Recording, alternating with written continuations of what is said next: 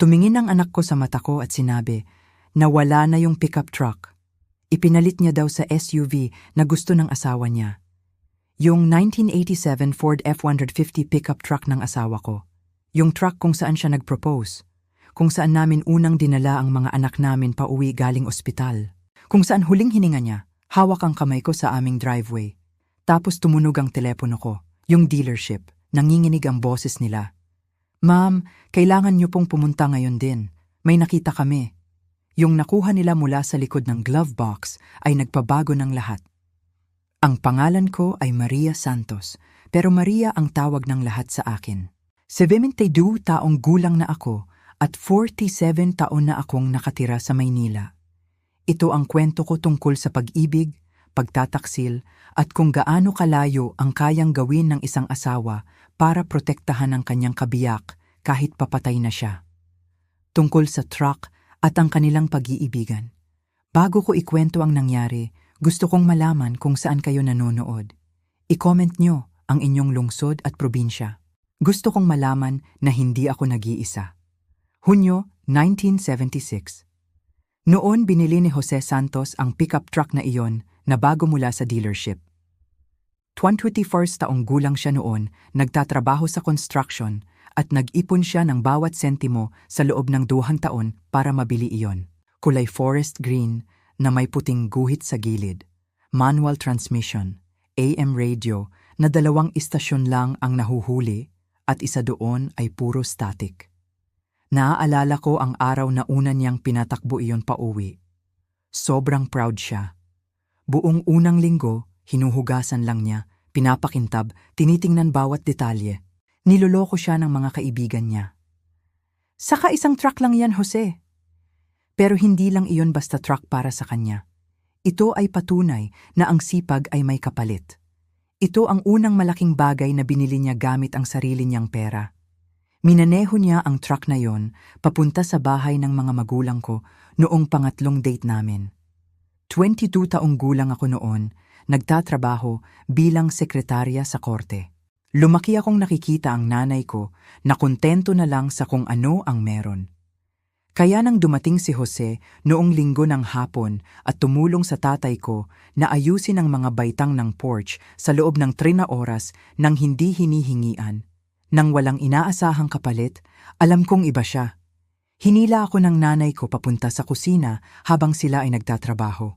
May harina sa mga kamay niya mula sa paggawa ng mga biskwit. Yan ang lalaking nandyan para sa iyo, Maria. Yan ang lalaking gagawa ng kailangan ng hindi inautusan. Huwag mo siyang pakawalan. Hindi ko siya pinakawalan. Ang proposal at buhay pamilya. 6 na buwan pagkatapos, sa isang malamig na gabi ng Oktubre, sinundo ako ni Jose gamit ang truck na yon. Mukha siyang kinakabahan, patuloy na sinusuri ang kanyang bulsa. Nagmaneho kami papunta sa Bundok Pulag o isang magandang tanawin sa Pilipinas, ang pinakamataas na punto sa rehiyon. Palubog na ang araw, pinipintahan ang langit ng mga kulay kahel at rosas na hindi ko pa nakikita noon. Naglatag siya ng kumot sa likod ng truck.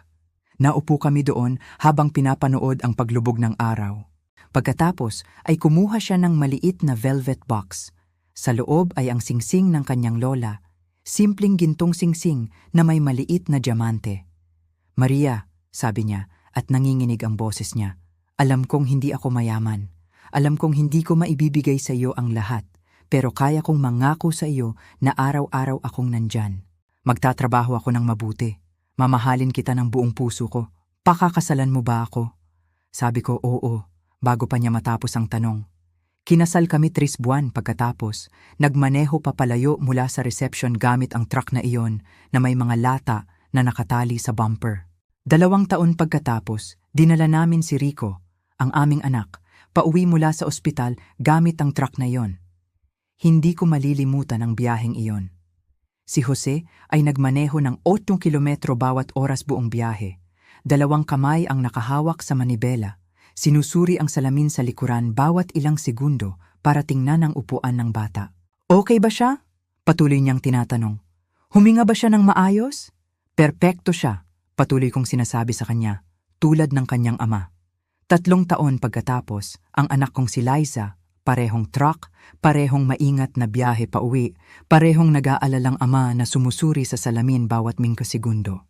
Ang truck na iyon ay naging bahagi ng aming pamilya sa mga paraan na mahirap ipaliwanag sa mga taong hindi pa nagkaroon ng ganoong bagay.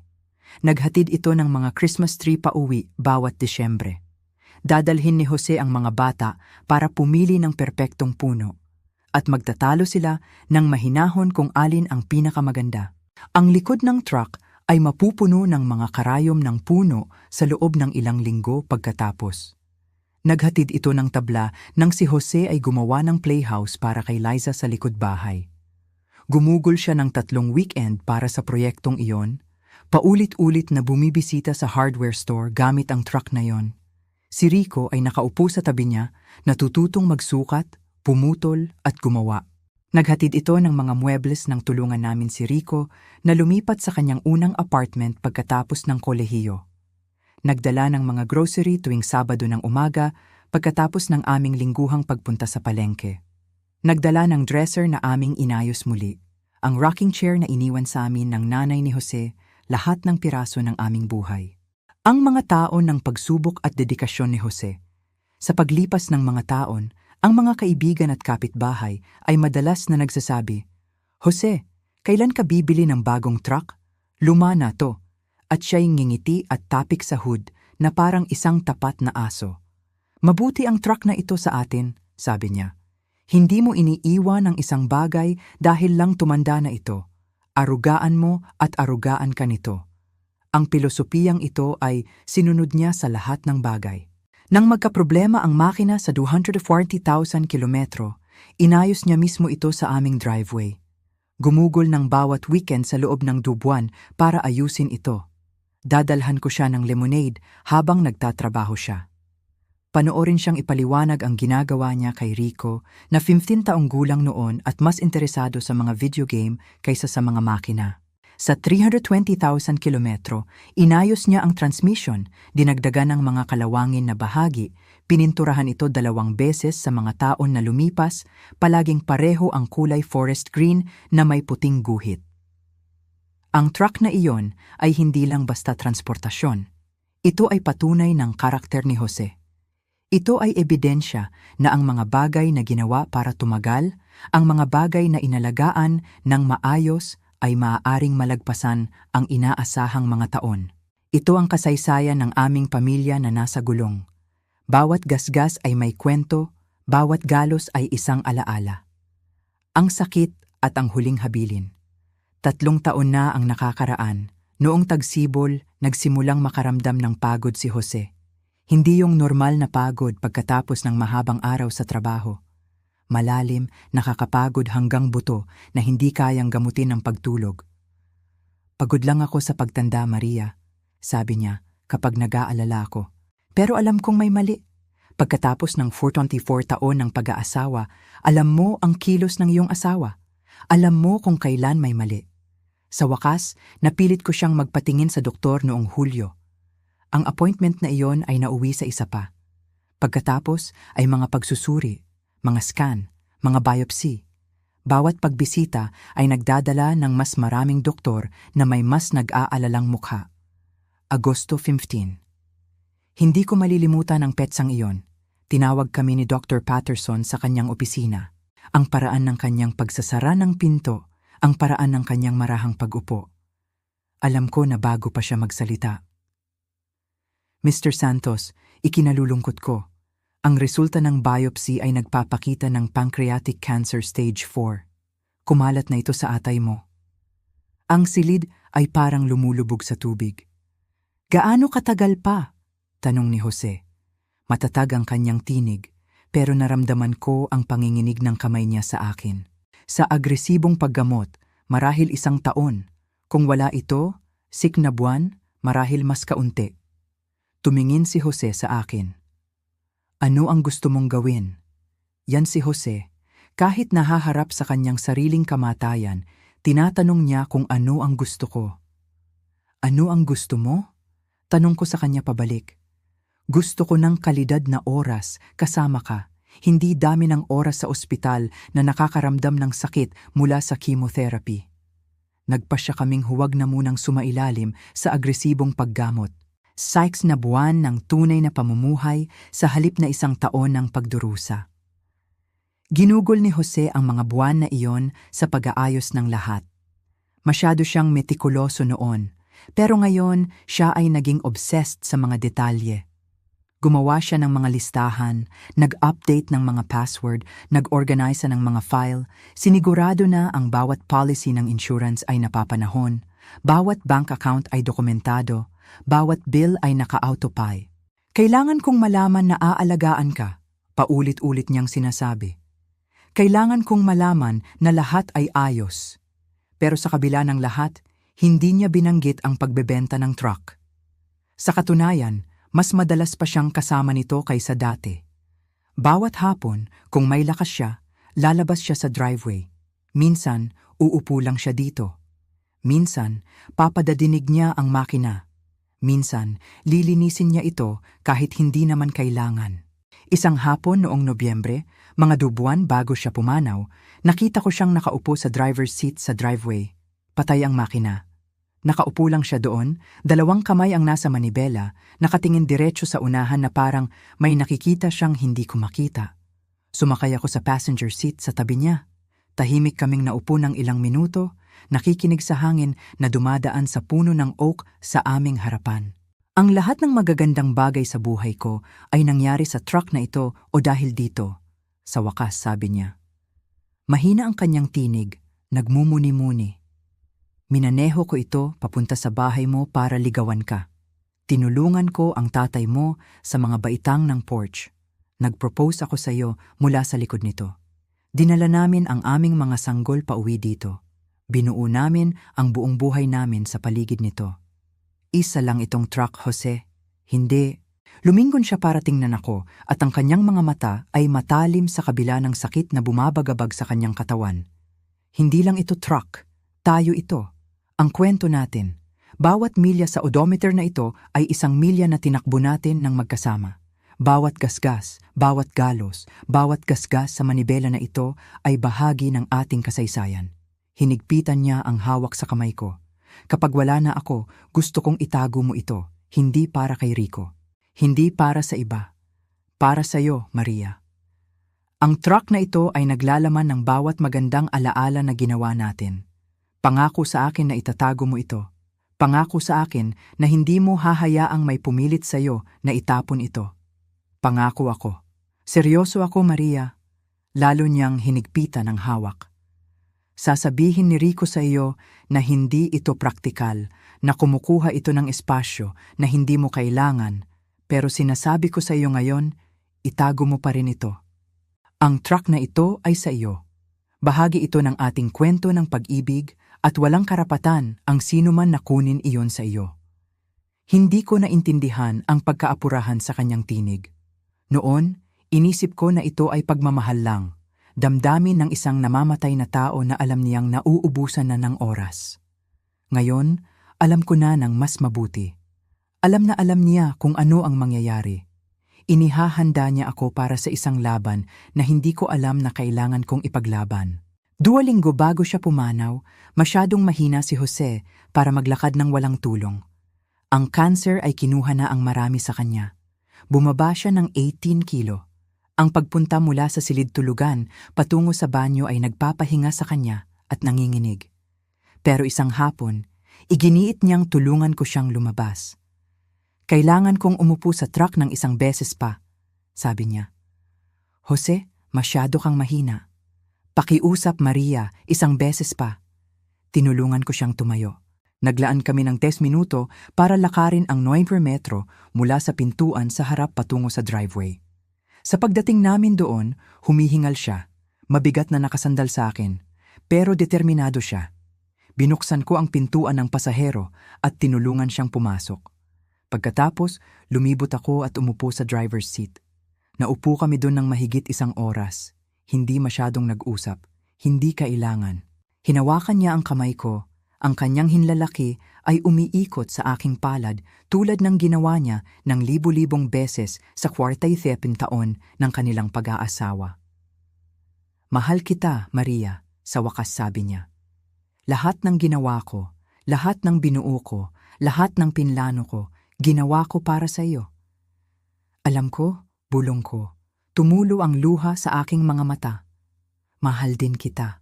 Namatay siya 2 linggo pagkatapos noong Martes ng umaga. Hawak ko ang kamay niya noong huli siyang huminga. Ang huling salita niya, halos isang bulong, ay, alagaan mo ang truck. Noong panahong iyon, inisip ko na ang ibig niyang sabihin ay ang pagpapanatili nito, panatilihing tumatakbo, tulad ng palagi niyang ginagawa. Hindi ko alam na ang ibig niyang sabihin ay mas marami pa, isang bagay na mas malaki. Nang hapon na yon, matapos umalis ang nurse ng hospice, matapos kong tawagan ang mga bata, matapos dumating ang funeral home at kunin ang katawan niya, lumabas ako at umupo sa truck na iyon ng 3 oras. Umiiyak lang ako, pinapatakbo ang aking mga kamay sa manibela na hinawakan ni Jose sa loob ng 47 taon. Nilalanghap ang amoy niya na nananatili pa rin sa upholstery. Engine oil at Old Spice, amoy ni Jose. Nanatili ang truck sa driveway ko pagkatapos noon. Hindi ko ito masyadong minaneho sa simula. Masyadong mabigat ang kalungkutan. Pero pinaandar ko ito bawat linggo tulad ng itinuro sa akin ni Jose. Kailangan tumakbo ng makina. Laging sinasabi niyang nakatingga lang ang pumapatay sa kanila. Pinapanatili kong updated ang insurance. Pinaserbisyo ko ito bawat 6 na buwan sa parehong shop na laging ginagamit ni Jose. Pinalitan ng langis, in-rotate ang mga gulong, pinalitan ang baterya nang ito ay mamatay. Ito ang huli kong koneksyon kay Jose, ang huling pisikal na piraso niya. At pinapanatili ko ito ng eksakto tulad ng nais niya. Ang pagbabago ni Rico at Isabel. Sa unang taon pagkatapos mamatay ni Jose, tinanong ni Rico ang tungkol sa truck marahil 3 o 4 na beses. Mom, hindi mo naman ginagamit. Nakatingga lang diyan. Pwede ko bang ibenta para sa'yo? Makakuha ka ng pera. Hindi ito ibinebenta, sabi ko sa kanya bawat pagkakataon. Bumubuntong hininga siya, naiinis pero titigil na siya. Noong panahong iyon, titigil pa siya. Tapos nakilala niya si Isabel. 43 taong gulang si Rico nang magsimula silang mag-date. 31 siya, 12 taong mas bata. Lumaki siya sa Makati, ang mayamang bahagi ng Metro Manila. Ang kanyang ama ay nagmamay-ari ng isang chain ng mga dealership ng sasakyan sa buong Pilipinas. Ang kanyang ina ay hindi kailanman nagtrabaho kahit isang araw sa kanyang buhay. Ginugol ang kanyang oras sa mga charity board at mga committee ng country club. Sa unang pagdalaw ni Rico sa kanya para sa Sunday dinner, sinubukan kong magustuhan siya. Nakasuot siya ng puting pantsuit na marahil ay mas mahal pa sa buwanang budget ko sa grocery. Perpekto ang kanyang mga kuko, mahaba at French-tipped. Ang kanyang alahas ay tunay na ginto at marami. Kahit ang kanyang handbag ay may designer logo na nakikilala ko mula sa mga advertisement sa magasin. Mrs. Santos, sabi niya, hinahawakan ang aking kamay na halos hindi dumidikit. Marami nang sinabi sa akin si Rico tungkol sa'yo. Tawagin mo na lang akong Maria. Oh, hindi ko kaya. Hindi magalang iyon. Pero ang paraan ng pagsabi niya nito ay nagparamdam sa akin na iniisip niya na ang pagtawag sa akin sa pangalan ko ay mababa sa kanya. Habang kumakain, tinutulak niya ang kanyang pot roast sa plato nang hindi gaanong kumakain. Naghanda ako buong hapon para dito gamit ang paboritong recipe ni Jose. Talaga? Plant-based ako? Sa huli ay ipinaliwanag niya. Pero masarap ito. Masarap? Parang isang kakaibang bagay na kailangan niyang tiisin. Pagkatapos ng hapunan, habang tinutulungan ako ni Rico na maglinis ng mga pinggan sa kusina, naglibot si Isabel sa aking sala. Pinanood ko siya mula sa pasukan ng kusina, nakikita siyang sinusuri ang lahat na may ganong ekspresyon sa mukha niya. Hindi talaga pagkasuklam pero malapit doon. Pagkaawa marahil o condescension. Kinuha niya ang mga litrato, tiningnan ang aking mga kasangkapan, hinahaplos ang aking mantel na parang sinusuri kung may alikabok. Ang bahay ng iyong ina ay talagang rustic, sabi niya kay Rico, nang sapat na malakas para marinig ko. Talagang may buhay. Gusto ko ito, sabi ni Rico, pero ang kanyang tinig ay depensibo sa paraang hindi ko pa narinig noon. Siyempre, gusto mo. Puno ito ng mga alaala. Kinuha niya ang isang litrato ni Jose at ako mula sa aming 30th anniversary. Nakatayo kami sa harap ng truck. Parehong nakangiti, ang braso niya sa balikat ko. Ang sweet nito, very traditional. Ang paraan ng pagsabi niya ng traditional ay parang insulto. Parang ang traditional ay nangangahulugang paatras o luma o mas mababa. Sa susunod na 6 na buwan, habang mas nagiging seryoso sina Rico at Isabel, nakita ko ang pagbabago ng aking anak. O marahil ay inilabas lang niya ang mga bahagi niya na hindi ko pa nakikita, mga bahagi na ayaw kong makita. Nagsimula siyang manamit ng iba. Mamahaling damit, designer brands, lahat may logo. Ipinagpalit niya ang kanyang maaasahang Honda Accord para sa isang BMW. Kumuha ng bagong relo na marahil ay mas mahal pa sa binayad ni Jose para sa truck na iyon noong 1976. Tinutulungan ako ni Isabel na pagandahin ang aking imahe, paliwanag niya ng puna ko ito. Sa mundo niya, mahalaga ang propesyonal na hitsura. Ito ay tungkol sa pagpapakita ng tagumpay. Ikaw ay matagumpay, ang sabi ko. Palagi kang matagumpay. Hindi ganito, ma'am. Ang pamilya ni Isabel, sila ay nag-ooperate sa ibang antas. Kailangan kong magkasya. Ang kanilang kasal ay noong Abril, 2 taon matapos mamatay si Jose. Ito ay sa isang mamahaling country club sa Makati, isa sa mga lugar na may golf course at dress code. 300 bisita, karamihan sa kanila ay hindi ko kilala. Ang mga magulang ni Isabel ang nagbayad para sa lahat at sinigurado nilang alam ito ng lahat. Kami ay napakasaya na maibigay namin ang pangarap na kasal ng aming anak. Sabi ng ina ni Isabel sa kanyang toast na parang si Rico ay isa lamang accessory para sa espesyal na araw ni Isabel. Isa na namang item sa kanyang Pinterest board na nabuhay.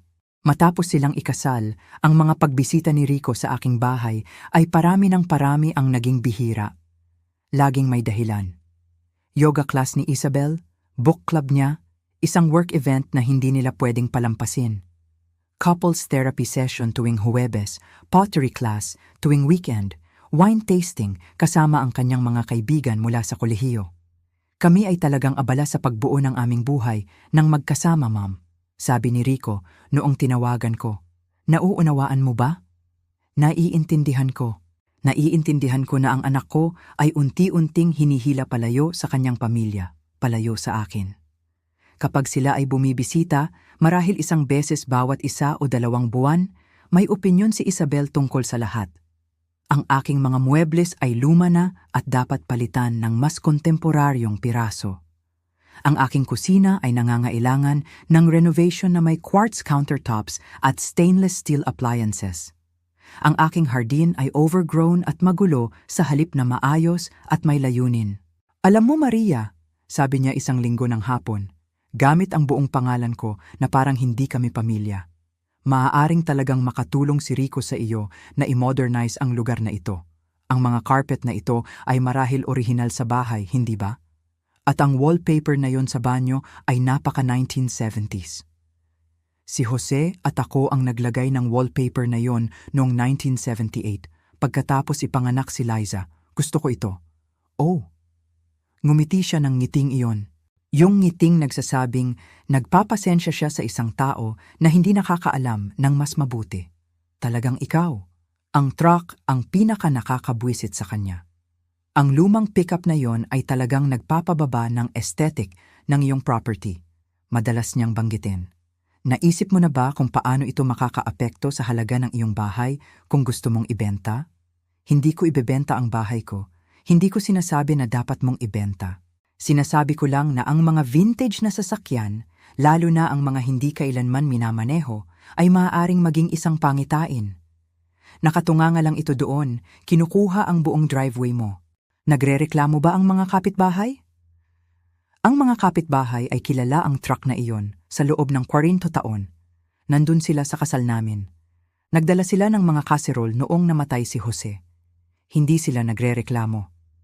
Pero nagtanim siya ng binhi. At nakikita ko si Rico na dinidiligan ito sa tuwing nag-uusap kami. Ang kanyang mga tanong tungkol sa truck ay naging mas madalas at mas kalkulado pagkatapos niyang pakasalan si Isabel. Hindi na mga kaswal na pagbanggit, mga planadong pag-uusap. Mom, kailan mo huling minaneho? Talaga? Minaneho mo ba kahit saan? Mom, alam mo ba kung magkano ang binebenta ng mga classic truck ngayon? Kahit na maganda ang kondisyon, malaking 700,000 hanggang 800,000 peso iyan. Mom, ang insurance at maintenance, tiyak na nagkakahalaga ng pera na magagamit mo sa iba. Bawat beses, sinabi kong hindi. Bawat beses, mas lalo siyang nagpupumilit. Palaging may tinig ni Isabel sa isip ko na nagsasabing praktikal at makatuwiran at para sa ikabubuti. Tapos noong Oktubre, tumigil na sila sa pagbisita. Ang mga tawag ni Rico ay naging mas maikli, mas perfunctor. Checking in lang, Mom? Okay lang ba lahat? Great! Kailangan ko nang umalis? Hindi ko sila nakita sa loob ng 6 na linggo. Hindi rin gaanong nakarinig mula sa kanila, maliban sa ilang text message. Tapos tumawag si Rico noong Martes ng Nobyembre. Ang kanyang tinig ay may tunong iyon, yung tunong, kailangan nating mag-usap na hindi kailanman nangangahulugang isang bagay na mabuti. Ma'am, kailangan ni Isabel at ako na dumalaw sa Sabado. Kailangan nating pag-usapan ang isang mahalagang bagay. Ang paraan ng pagsabi niya nito ay nagpadulas ng aking sikmura, nagpalamig ng aking mga kamay. Pero sinabi ko, okay. Ginugol ko ang natitirang linggo na may pakiramdam ng pangamba na hindi ko maalis. Hindi makatulog ng maayos. Hindi makapag-focus sa aking pagbabasa sa book club. Tinitingnan ko lang sa bintana ang truck, tapat na nakatayo sa aking driveway kung saan ito naroon sa halos 50 na taon. Sabado ng umaga, nilinis ko ang aking bahay kahit hindi kailangan. Gumawa ako ng kape na alam kong hindi nila iinumin. Sinigurado kong mayroon akong mamahaling tsaa ni Isabel. Dumating sila ng 11. Si Isabel ay perpekto gaya ng dati. Cream cashmere sweater, $300 na jeans, heeled boots. Si Rico ay mukhang hindi komportable, hinihila ang kanyang kwelyo. Gusto mo ba ng kape? Inalok ko. Okay na kami, Ma'am? Mabilis na sabi ni Rico. Maingat na inilapag ni Isabel ang kanyang designer purse sa sahig. Tiningnan niya si Rico. Tiningnan niya ang sahig. Ano ang kailangan ninyong pag-usapan? Tanong ko. Naghinala si Rico. Ma'am, kailangan nating pag-usapan ang truck ni Dad. Tungkol saan? Nakatunganga lang dyan. Minamaneho mo lang siguro 2 beses sa isang linggo para lang mapatakbo. Iniisip namin na magsimula ng pamilya sa lalong madaling panahon. Kailangan namin ng mas maluwag, isang SUV. Gumalaw ang silid. Hindi namin kayang bumili ng bago, dagdag ni Isabel. Pero ang truck na iyon ay may classic value. Nakakita kami ng dealer na magbibigay sa amin ng sapat para sa down payment ng isang gamit na Range Rover. Tinitigan ko ang aking anak. Gusto mong ipagpalit ang truck ng iyong ama para sa down payment ng Range Rover? Hindi lang ito basta SUV, Maria, sabi ni Isabel.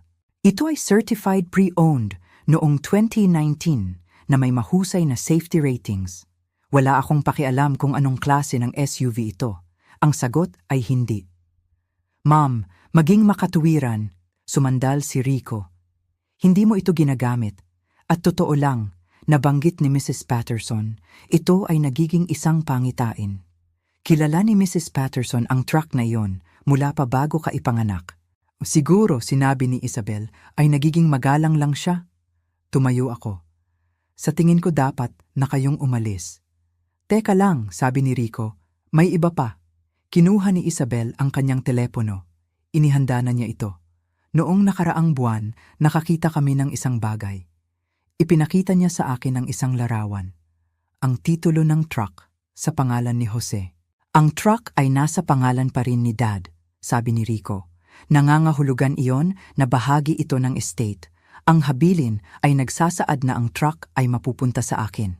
Sa katunayan, boses ni Isabel ay naging matalim. Masusi naming sinuri ang habilin. Binabanggit nito ang bahay, mga ipon, insurance, pero walang binabanggit tungkol sa sasakyan. Tumayo siya.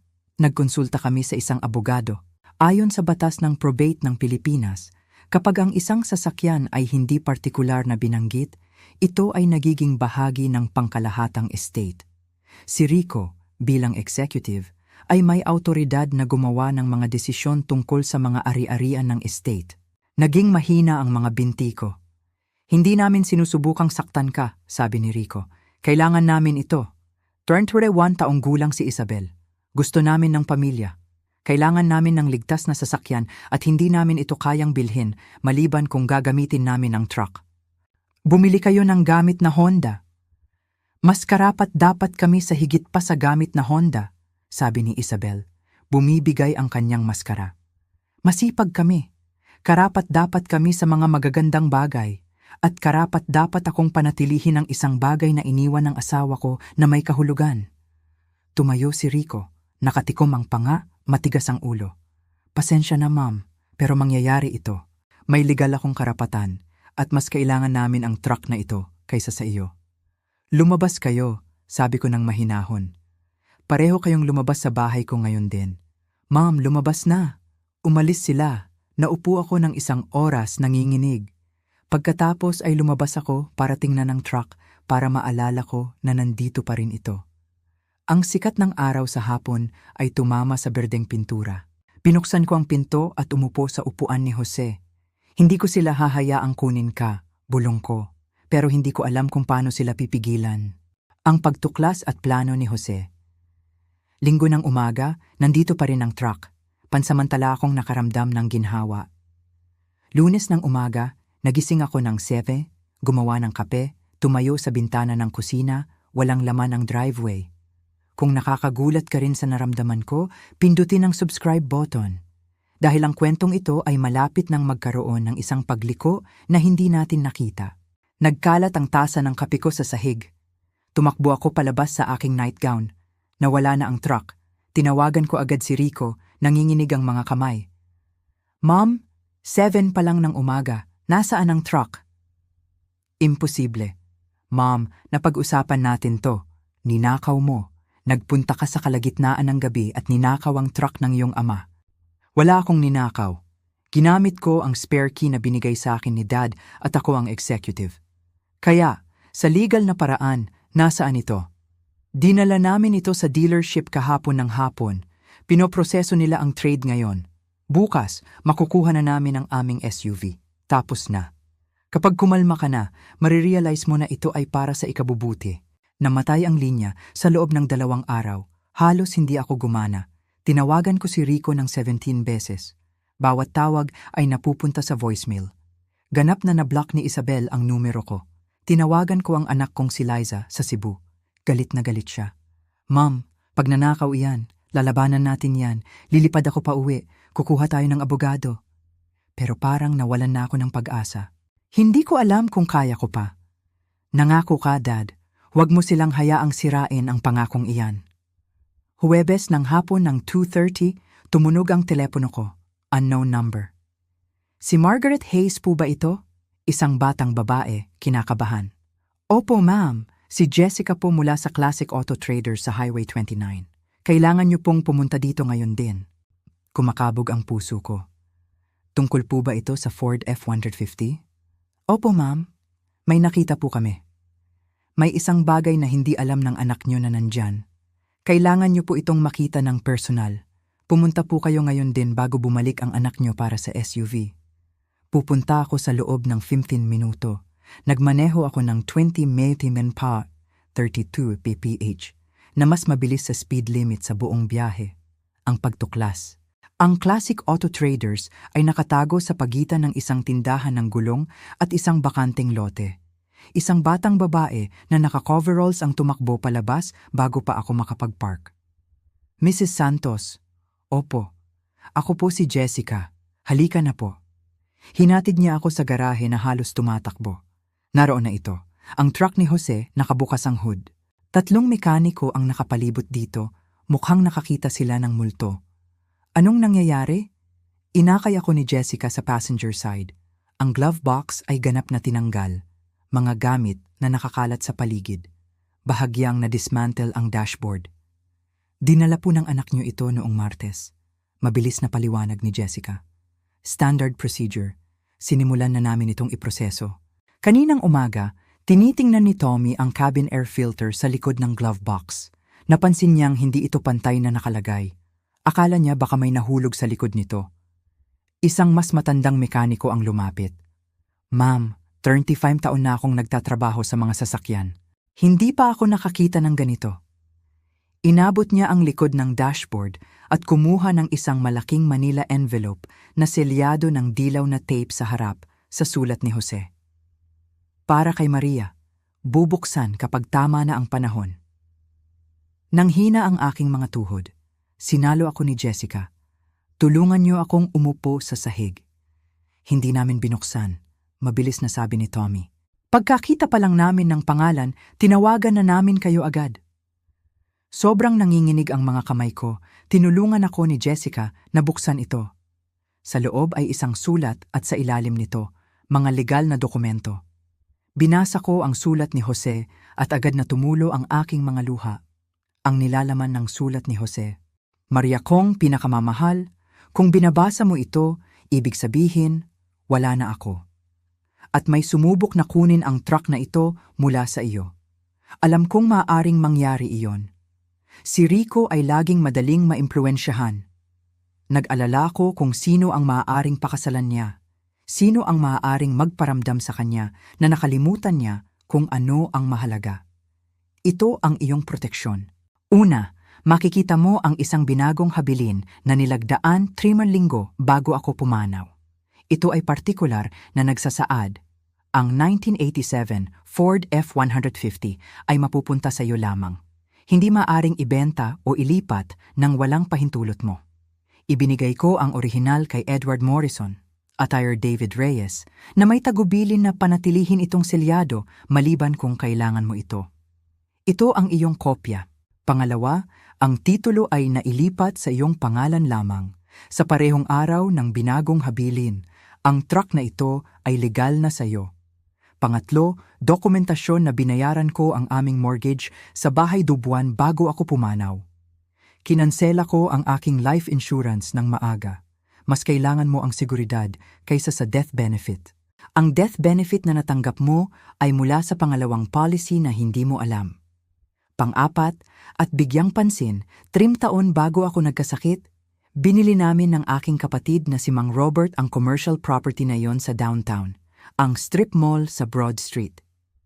Namatay si Mang Robert 6 na buwan bago ako. Ang kanyang bahagi ay napunta sa akin. Ngayon ay pagmamay-ari mo ang 100% ng property na iyon. Ito ay nakalis sa maraming tenants. Ang mga bayad ay napupunta sa isang trust account sa pamamagitan ng opisina ni Atimer Reyes. Huling check ko, mayroong halos 4,000 doon na may 100,000 na pumapasok buwan-buwan. Tinago ko ito dahil gusto kong protektahan ka. Ang perang iyon ay sa iyo lamang. Itinago ko ito sa likod ng glove box dahil 2 lang ang maghahanap doon. Ikaw habang nagme-maintain or isang mekaniko kung may sumubok na ibenta ang truck nang walang pahintulot. Naggamble ako sa kalikasan ng tao, na ang sino mang kumuha ng truck na ito ay hindi mo sasabihin muna na gagawin nila ito ng tahimik at na ang isang mahusay na mekaniko ay masusuri ng lubusan. Tama ako, hindi ba? Maria, ikaw ang pinakamalakas na tao na nakilala ko. Huwag mong hayaang maliitin ka ng sinuman. Huwag mong hayaang kunin ng sinuman ang sa iyo. Nangako kang itatago ang truck na ito. Ngayon ay may kapangyarihan ka na ipatupad ang pangakong iyon. Mahal kita, Maria, hanggang sa magliyab ang mga bituin at higit pa. Lahat ng pag-ibig ko, laging at magpakailanman, Jose. Pagharap at pagbawi ng katarungan. Naupo ako sa sahig ng garahe na iyon at umiyak, malalim, nakakabagbag damdaming pag-iyak. Naupo si Jessica sa tabi ko, ang braso niya ay nasa balikat ko. Binagong habilin, titulo sa pangalan ko, paglilinaw ng mortgage, deed of property, impormasyon ng trust account, bank statements, lahat ay maayos na nakaayos. Inasikaso ni Jose ang lahat. Kahit sa pagkamatay niya, pinoprotektahan niya ako. Mahal na mahal ka ng iyong asawa, sabi ni Jessica ng mahinahon. Oo naman, naghinala si Tommy. Ma'am, darating ang anak niyo para sa SUV niya bukas ng tanghali. Tinanggap namin ang down payment niya. Anong gusto ninyong gawin namin? Tumayo ako, pakiramdam mas malakas kaysa sa naramdaman ko mula noong mamatay si Jose. Pupunta ako sa abogado ko ngayon din para sa mga dokumentong ito. Bukas ng tanghali, nandito ako kapag dumating ang anak ko. At ang truck? Ang truck ay akin. Lagi naman, at pauwi ko itong imaneho. Ngumiti si Jessica. Inaasahan kong iyan ang sasabihin nyo.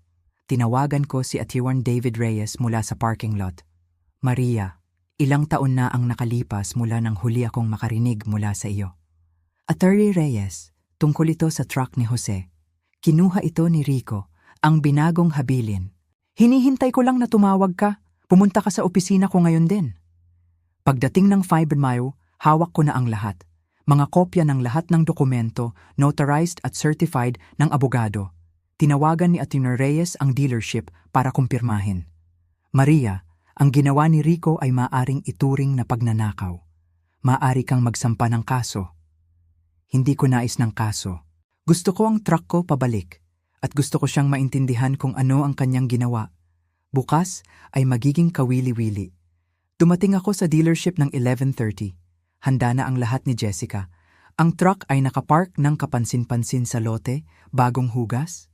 Ang SUV na gusto ni Rico ay nasa bay, nakahanda na ang mga papeles. Dumating si Atty. David Reyes kasama ko. Naupo kami sa opisina ni Jessica, naghihintay. Eksaktong 12:00, pumasok ang Tesla ni Rico. Bumaba sila ni Isabel, parehong nakangiti na parang Pasko. Professionally silang binati ni Jessica. Mr. Santos, kailangan nating pag-usapan ang trade-in nyo. May problema po ba? Nawala ang ngiti ni Rico. Malaki po. Pakisunod po kami. Pinadala niya sila sa opisina. Namutla si Rico nang makita ako. Ma'am, ano ang ginagawa mo rito? Umupo ka, Rico. Nanikip ang mga mata ni Isabel. Hindi ito angkop. Nakumpleto namin ang isang legal na transaksyon. Umupo kayo, sabi ni Atty. Reyes. Ang kanyang tinig ay may autoridad ng 40 taon. Kayo pareho. Umupo sila. Inilagay ko ang mga dokumento sa desk. Noong kinuha niyo ang truck, nagbigay kayo ng mga pagpapalagay.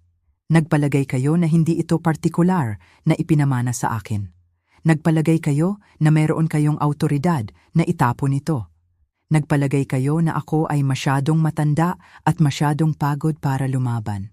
Ma'am, hindi pa ako tapos. Kalmado ang aking tinig. Kilala kayo ng inyong ama. Alam niya ang inyong mga kahinaan. Alam niya na maaaring makapag-asawa kayo ng isang tao na magtutulak sa inyo na gumawa ng mga maling bagay. Kaya, pinrotektahan niya ako. Inilipat ko ang binagong habilin sa mesa. Ang binagong habilin na ito, nilagdaan 3 linggo bago pumanaw ang inyong ama, ay partikular na nagsasaad na ang 1987 Ford F-150 ay akin, hindi sa estate. Hindi ko ito maaaring ibenta o ilipat nang walang malinaw na nakasulat na pahintulot ko. Hinawakan ito ni Isabel. Binabasa ito. Ang kanyang mukha ay nagbago mula sa kumpiyansa patungong maputla. Imposible iyan. Sinuri ninyo ang pangunahing habilin, putol ni Atty. Reyes. Nalampasan ito ng binagong bersyon na ito na isinampa sa aking opisina at sa county clerk. Ito ay legal na umiiral. Inilipat ko ang titulo sa mesa. Ang titulong ito sa aking pangalan ay 3 taon na. Nanginginig ang mga kamay ni Rico. Bakit hindi mo sinabi sa akin? Dahil inutusan ako ng iyong ama na panatilihing pribado ang ilang proteksyon. Gusto niyang maging ligtas ako sa mga mapagkukunan na hindi mo maaaring hawakan. Anong mga mapagkukunan? Boses ni Isabel ay matalim. Ngumiti ako. Hindi na yon concern mo. Ang concern mo ay nagkasabwatan kayo para magnakaw ng ari-arian na legal at malinaw na akin. Sinabi ni Atty. Reyes na maaari akong magsampa ng kaso. Kaso? Boses ni Rico ay nabali. Ma'am, hindi mo magagawa. Hindi ko gagawin. Dahil lang mahal ka ng iyong ama sa kabila ng iyong mga kapintasan. At hindi ko dudungisan ang kanyang alaala sa pamamagitan ng pagpapakulong sa kanyang anak. Gayunpaman, tumayo ako. Heto ang mangyayari, Jessica. Inilabas ni Jessica ang mga papeles. Mr. Santos, hindi legal na sayo ang truck para ipagpalit. Ang transaksyon ay walang bisa. Ibabalik ang iyong down payment. Ang SUV ay mananatiling hindi nabebenta. Pero kailangan namin ang SUV na yon. Sabi ni Isabel, tumataas ang boses. Sinabi namin sa mga tao na post ko sa Instagram. Kung gayon, alamin nyo kung paano nyo ito bibilihin. Kinuha ko ang mga dokumento. Ang truck ay akin, palagi itong akin, mananatiling akin hanggang sa magpasya ko kung hindi. Tumingin si Rico sa akin na may luha. Ma'am, sorry, akala mo maaari mong takutin ang iyong matandang ina para ibigay ang nag-iisang bagay na iniwan ng iyong ama na may kahulugan. Akala mo masyado akong mahina para lumaban. Lumakad ako patungo sa pinto. Nagkamali ka, Maria. Ito ay katawa-tawa. Tumayo si Isabel, namumula ang mukha. Ang truck na iyon ay luma, walang halaga kumpara sa SUV. Ito ay nagkakahalaga ng higit pa kaysa sa iyong mauunawaan, sabi ko, lumingon pabalik. Ito ay nagkakahalaga ng 47 taon ng pag-aasawa. Bawat alaala na ginawa namin ni Jose, ang pangako na ginawa ko sa isang namamatay na tao, at higit sa lahat, ang aral na kailangan ninyong dalawa. Hindi ako ang tipo na pwede niyong pagsamantalahan. Naglakad kami ni Attorney Reyes palabas. Ibinigay niya sa akin ang mga susi ng truck. Napakahusay mong hinawakan iyan, Maria. Salamat, Attorney Reyes. Matalinong tao ang asawa mo. Sumakay ako sa lumang Ford F-150 na iyon. Amoy, makina at lumang balat at Jose. Ang makina ay umandar ng perpekto, tulad ng dati. Sa aking rearview mirror, nakita ko sina Rico at Isabel na naglalakad papunta sa kanilang Tesla. Nagmaneho sila palayo nang hindi tumitingin. Nagmaneho ako pauwi ng dahan-dahan, dumaan sa mahabang ruta, sa parke kung saan nagpropose si Jose, sa ospital kung saan ipinanganak ang aming mga anak, sa lahat ng lugar na pinagdaanan namin ng magkasama sa loob ng 47 taon. Nang pumasok ako sa aming driveway, naghihintay si Liza. Lumipad siya pauwi ngayong umaga. Mahigpit niya akong niyakap. Mom, I'm so proud of you. Pinrotektahan ka ulit ni Dad. Mahal na mahal ka niya. Alam ko. Tiningnan ko ang truck na nakatayo sa tamang lugar nito. Alam kong ginawa niya. Iyon ay 8 buwan na ang nakalipas. Ang truck ay nakatayo pa rin sa aking driveway. Minamaneho ko ito tuwing linggo papunta sa simbahan tulad ng dati naming ginagawa ni Jose. Tumawag si Rico isang beses 3 buwan pagkatapos. Humingi siya ng tawad. Mukhang totoo, pero sinabi ko sa kanya na kailangan ko ng oras. Hindi na siya tumawag mula noon. Nag-file ng divorce si Isabel 2 buwan na ang nakalipas. Malinaw, pinakasalan niya si Rico para sa kanyang potensyal, hindi ang kanyang katotohanan. Ang property na iniwan ni Jose ay kumikita ng sapat na kita para ako ay maging komportable. Nagtayo ako ng trust para sa mga anak ni Liza gamit ang bahagi nito. Bawat Sabado ng umaga, nauupo ako sa truck na iyon ng ilang sandali. Minsan, nakikipag-usap ako kay Jose. Minsan, nauupo lang ako.